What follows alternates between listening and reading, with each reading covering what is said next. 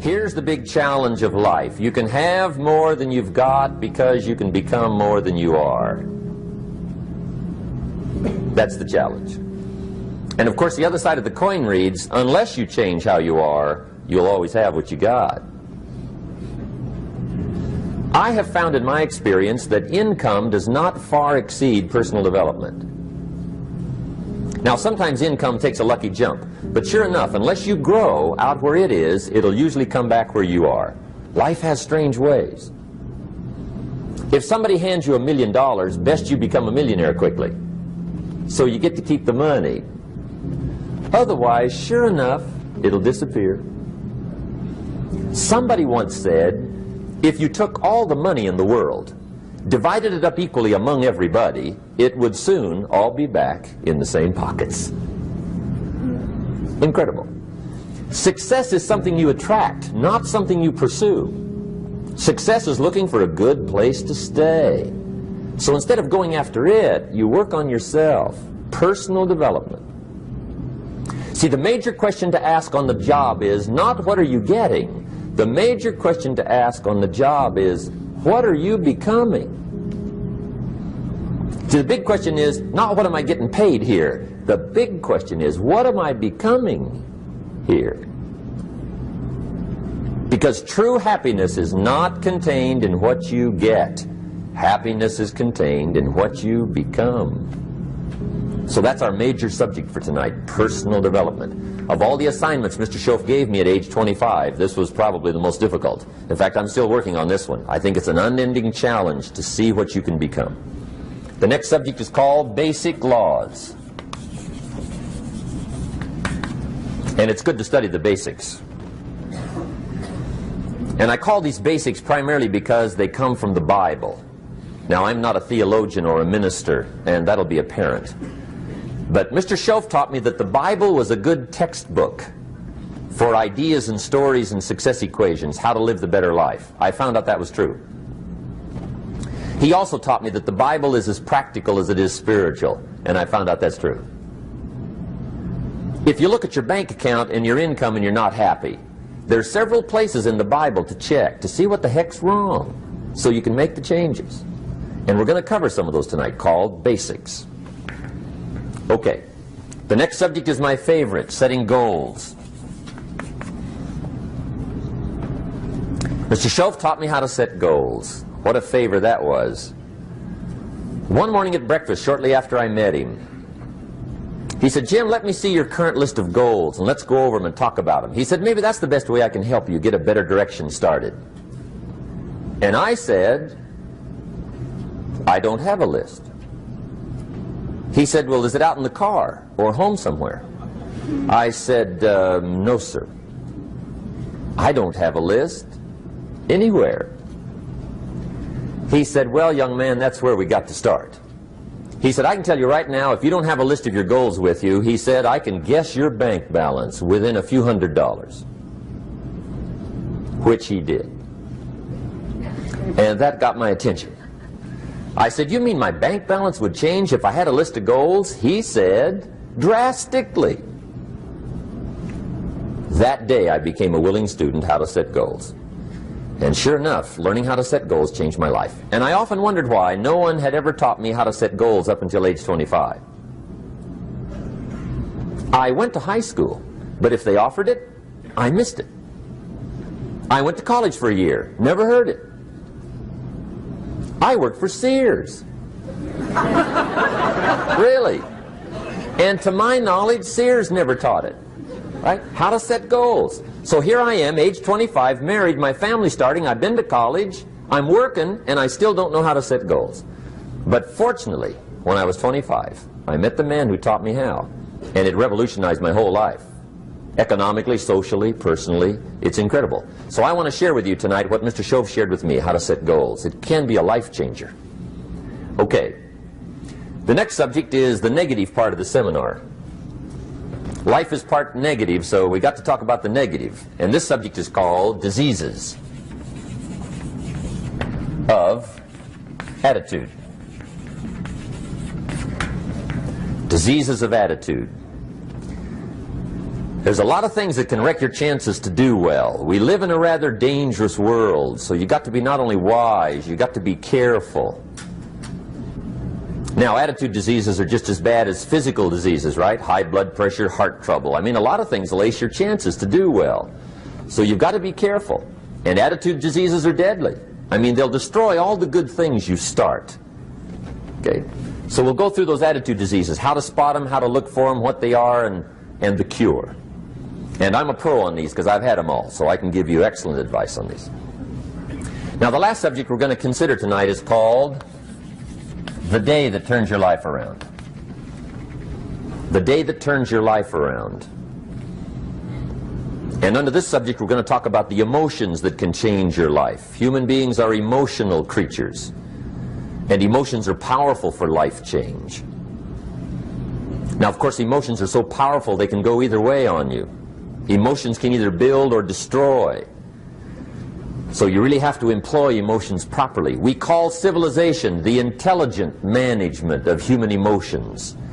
If you can intelligently apply your emotions in the right direction, no telling what can happen. Could turn your life around one day would be sufficient. So we'll talk about those. Okay. Now that's a lot to cover in one evening, but we'll keep at it here and see if we can't get it all done. I'd like to have you now jot down the theme of the seminar. Every seminar should have a theme, I guess. We've got one. It's on some of our literature if you happen to notice it, but if you didn't, for your notes, here it is. The theme of the seminar goes like this: the major key to your better future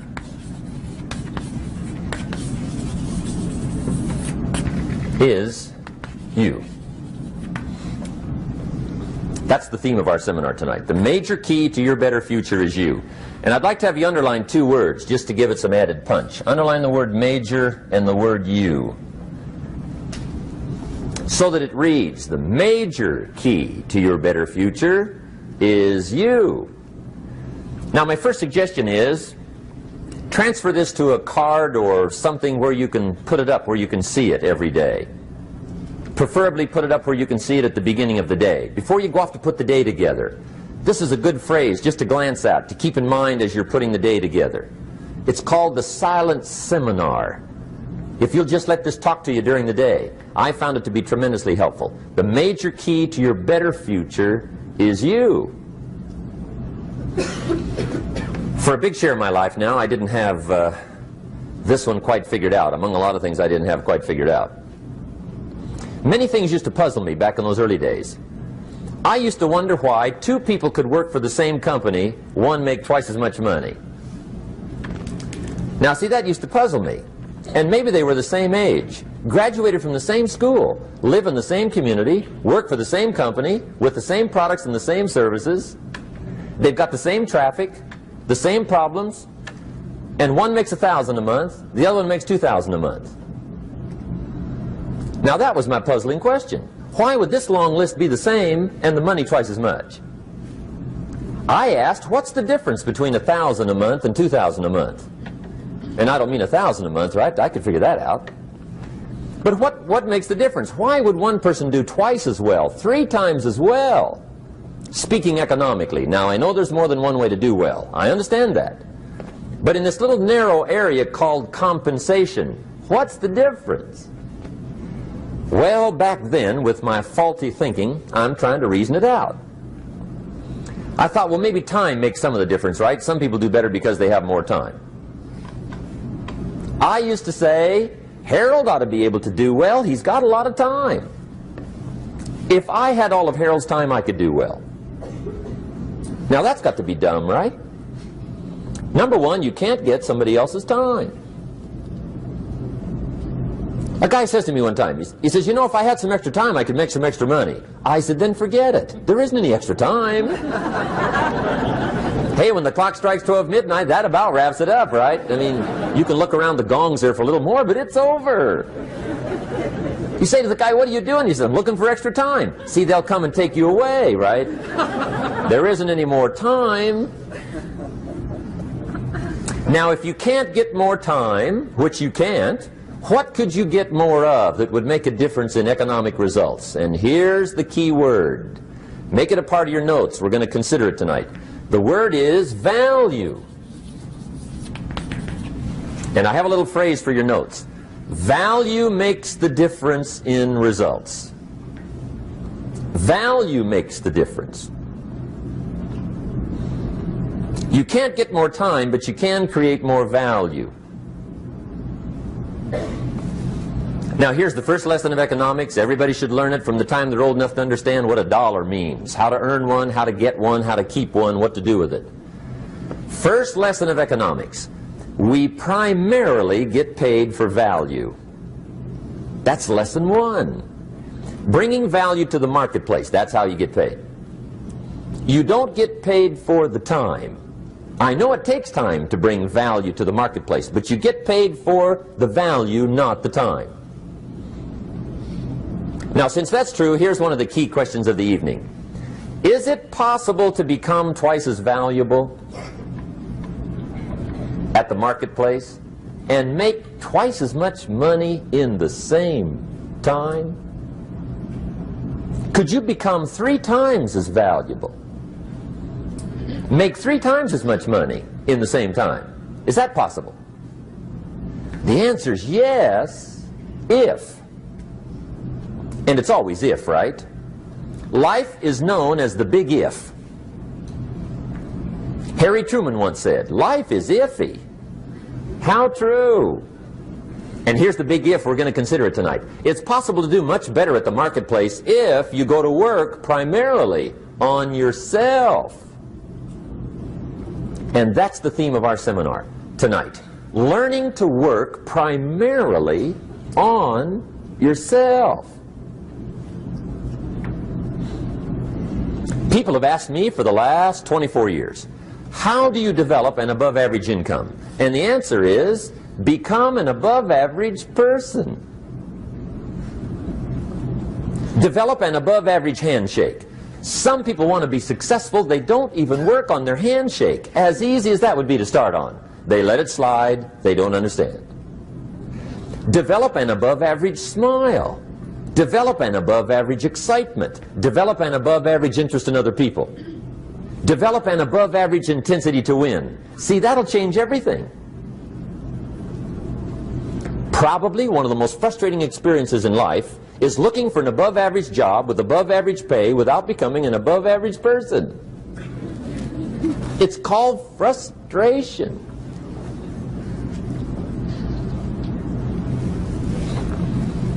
And Mr. Schoaf gave me probably the greatest clue he gave me when I first met him. He said, Jim, if you want to be wealthy and happy the rest of your life, just learn this lesson well. He said, learn to work harder on yourself than you do on your job.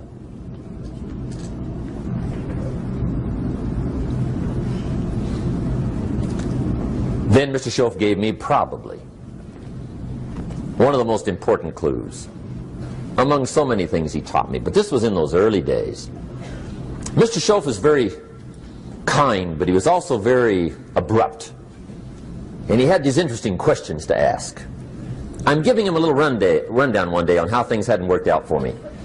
He said, Mr. Rohn, I've got the answer for you if you will listen carefully. And listen carefully I did that day and for the next 5 years.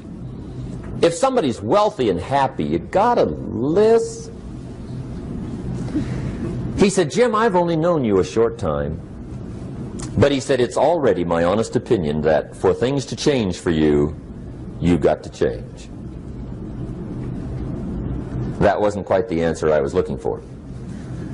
But that's the answer he gave me, and I pass it along to you on this warm summer evening in Anaheim, California, 1981. For things to change for you, you've got to change.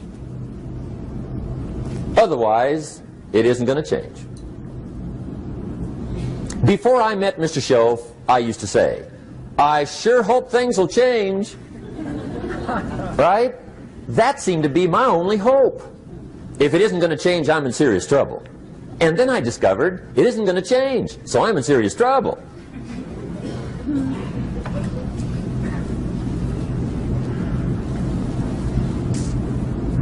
See, I can tell you what the 80s are going to be like. You have dropped into the right place. I did a seminar one time for Standard Oil executives and management in Honolulu. And we're having a conference one day on this big conference table. And one of them said to me, "Mr. Rohn, you know some fairly important people halfway around the world. What do you think the 80s are going to be like?" I said, "Gentlemen, I do know the right people. I can tell you." So they all listened very carefully. And I said, "Gentlemen, based on my wide experience, I can really honestly say to you, in my opinion, in the 80s, it's going to be about like it's always been." Aren't you glad you came? That's inside. I don't pass that around just everywhere. Now, of course, I said that to make a point, but I also said it because it's accurate. It's going to be about like it's always been. It isn't going to change. The tide comes in, and then what? It goes out. For 6,500 years that we know of, recorded history, and probably long before that. So it is not going to change. It gets light, and then what? It turns dark. 6,500 years. See, it's not likely to change. And we're not to be startled by that. If the sun goes down, the guy says, "What's happened? What's happened?" It means he hasn't been here long, I guess, right? It always goes down about this time. The guy says, "Well, I don't like that arrangement." Well, you got to talk to somebody besides me, right? It gets light, then it turns dark. In rotation, the next season after fall is what? Winter. Pray tell, how often does winter follow fall? Every year regularly for the last 6,500 that we know of. See, it is not going to change. Now, some winters are long, and some are short, and some are hard, and some are easy, but they always come right after falls. It isn't going to change. Sometimes you can figure it out, sometimes there's no way to figure it out.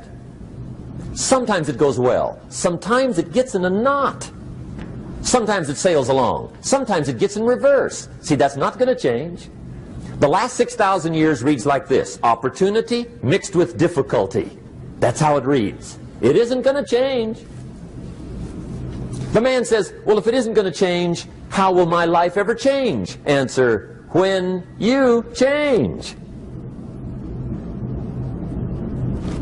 And whether I'm talking to high school kids or business executives, my message is always the same. And it goes like this: the only way it gets better for you is when you get better.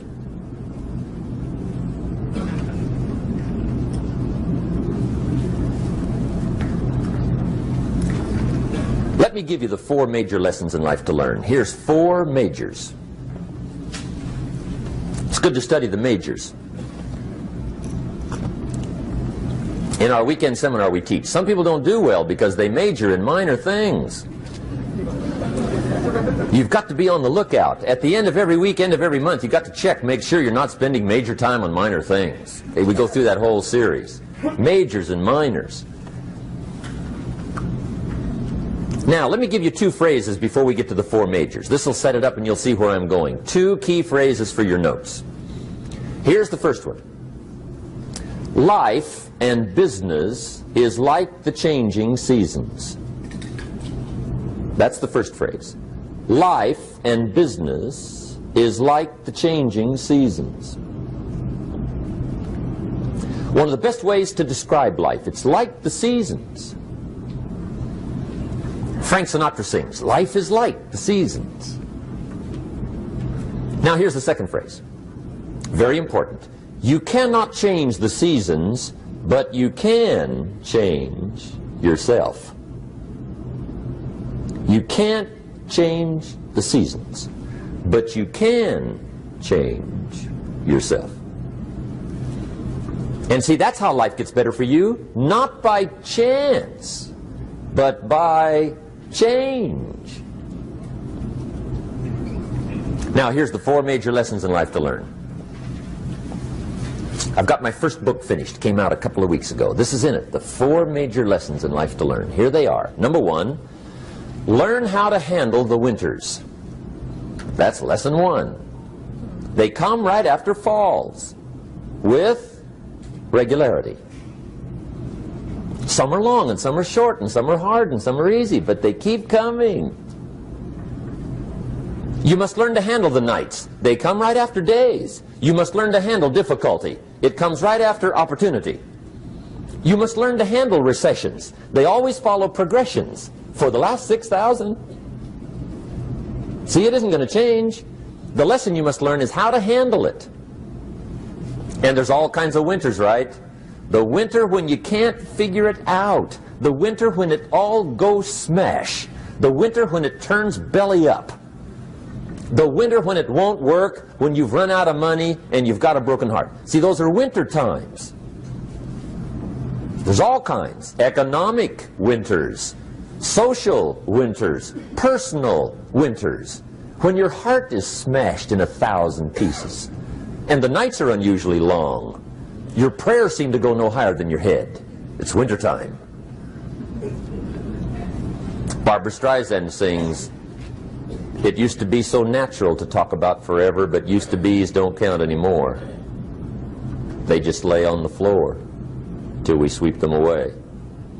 You don't sing me love songs, and you don't say you need me, and you don't bring me flowers anymore." A song of winter. But see, the disappointments come.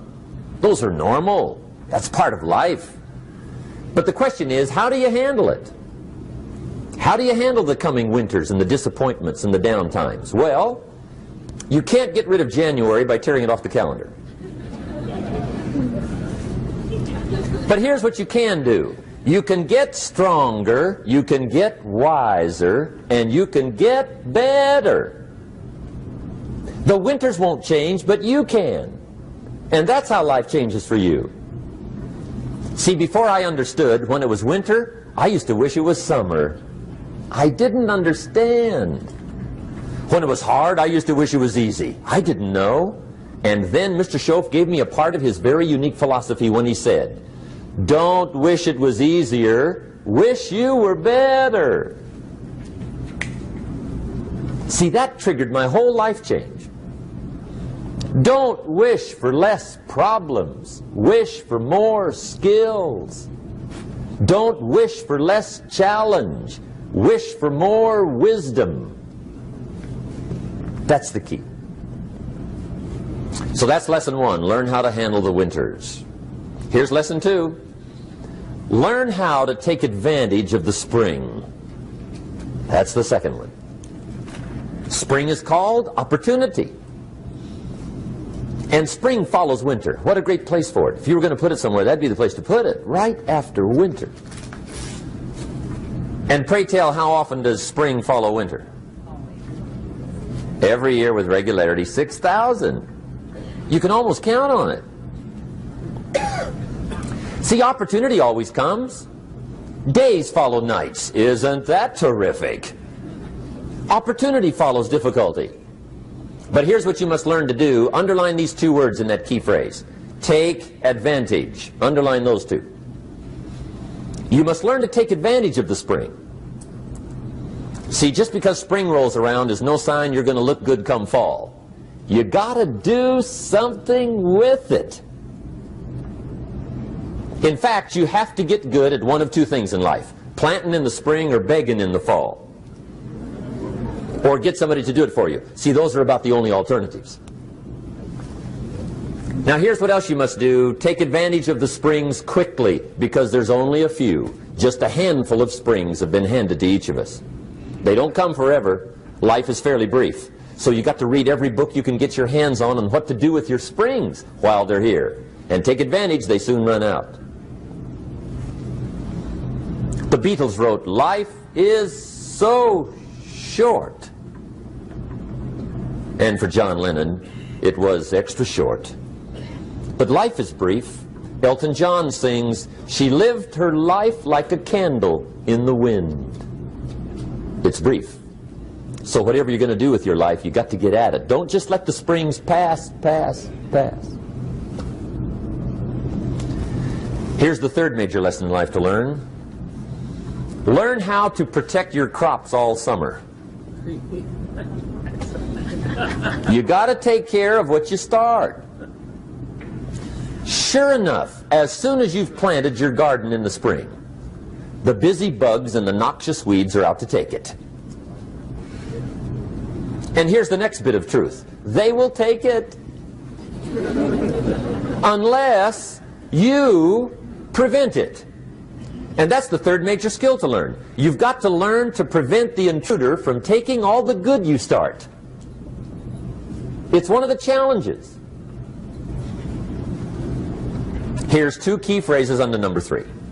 First one, all good will be attacked on this planet. Maybe not the next one we get to, but on this one, all good will be attacked. Every garden will be invaded. Not to think so is naive. And here's the second phrase. All values must be defended. Political values, social values, community values, family values, marriage values, friendship values, business values. Every garden must be tended all summer. Third major lesson. Now here's number 4. Fourth major lesson in life to learn. Learn how to reap in the fall without complaint. Learn to reap come harvest time without complaint. Take full responsibility for what happens to you. It's one of the highest forms of human maturity, accepting full responsibility. It's the day you know you've passed from childhood to adulthood, the day you accept full responsibility. And another note, learn to reap in the fall without apology. Without apology if you do well, and without complaint if you don't. That's maturity. I used to have that long list of reasons why I wasn't doing well. To explain. You got to explain, right? Otherwise you're going to look bad. I used to have this funny list called Reasons for Not Looking Good.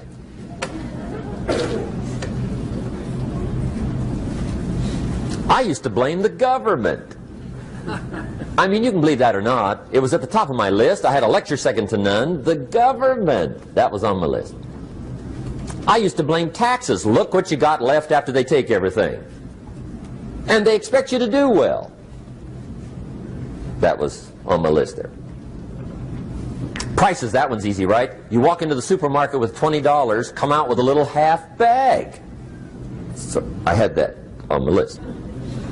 I used to blame the weather. I blamed the traffic. I used to blame my car. I blamed the manufacturers. I used to blame the company. I blamed company policy. I used to blame the training program. I blamed my negative relatives. They were always putting me down. I blame my cynical neighbors. They're just selfish, looking out for themselves. Won't loan you money? They were on my list.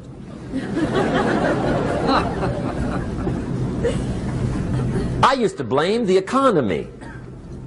I blamed the community. That's a pretty good list for not doing well, isn't it? I thought it was good. I'll never forget one day, Mr. Schoaf was very kind, but he was also very blunt. And this was no exception. And I'm glad he was blunt. There's a lot of things I'd have missed if he hadn't have been blunt. One day, with sort of a curious look on his face, he said, "Jim, just out of curiosity, tell me, how come you haven't done well up until now?" Excellent question. I thought, well, so I won't look too bad, I'll go through my list. And this list I just gave you, I put that on him. And he was very patient. He let me go through the whole thing, the government, the weather. I went through this whole thing. When I finished, he looked my list over very carefully. He said, "Mr. Rohn, big problem with your list. You ain't on it." How brilliant.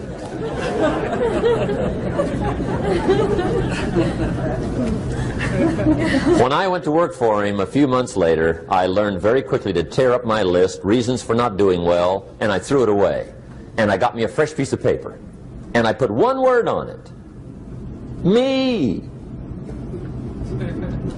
There's a Black Heritage spiritual that says, it's not my mother nor my father, nor my brother nor my sister, but it's me, oh Lord, standing in the need of prayer. See, I used to blame everything outside. And then let me give you a little philosophy that helped turn my life around. For your notes, here it is. It's not what happens that determines the quality or the quantity of your life. It's not what happens. And the reason is because what happens happens to about everybody. No different. The sun went down on all of us last night. A common event, a happening. And I found out that the same things can happen to two different people. One gets rich and one stays poor. Why is that? It's because it's not what happens, but rather it's what you do that changes everything. So that's a key phrase. It's not what happens, it's what you do. What happens is about the same. You might put that in parentheses here. Same. What people do, that's what's different. Anything can happen, right? Everything can happen. I've heard all the stories. I've been one of the stories.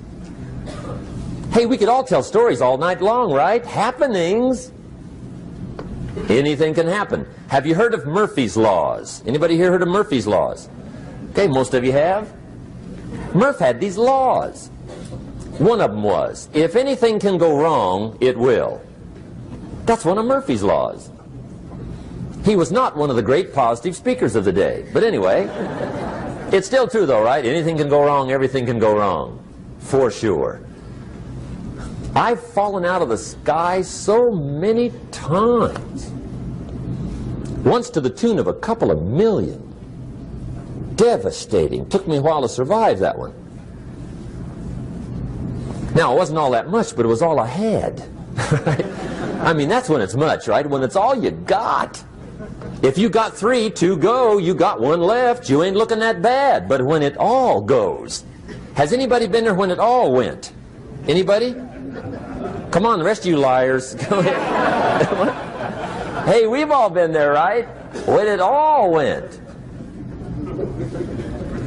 Of course, it used to be a long time ago, right? When you ran out of money, got to 0, you were all through. Heck, now you can whistle right on by 0, right? I mean, they will bury you. That's what they will do.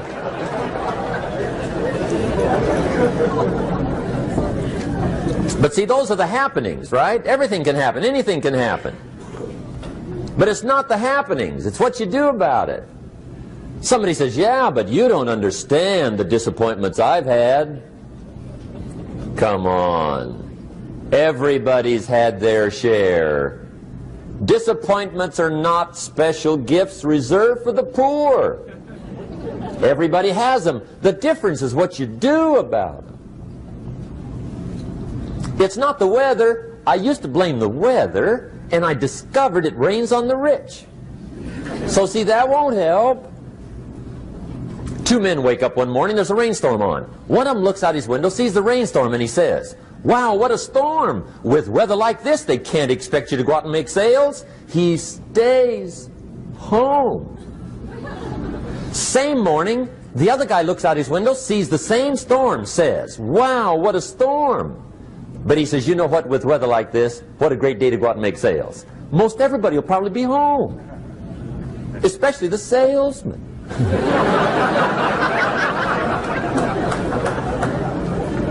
See, that's the difference in how your life works out. It's not what happens, it's what you do. So here's one of the key questions of the evening. Starting tomorrow, what are you going to do that'll make a change in your life's direction? Good question. What are you going to do starting tomorrow that'll make a difference? Now see, if you don't do something starting tomorrow that'll make a difference, guess what? It's gonna be the same. And see, that way you can guess what the next 5 years are going to be like. Look at the last 5. Because the next 5 are going to be like the last 5 unless you, major key, tomorrow, change it all.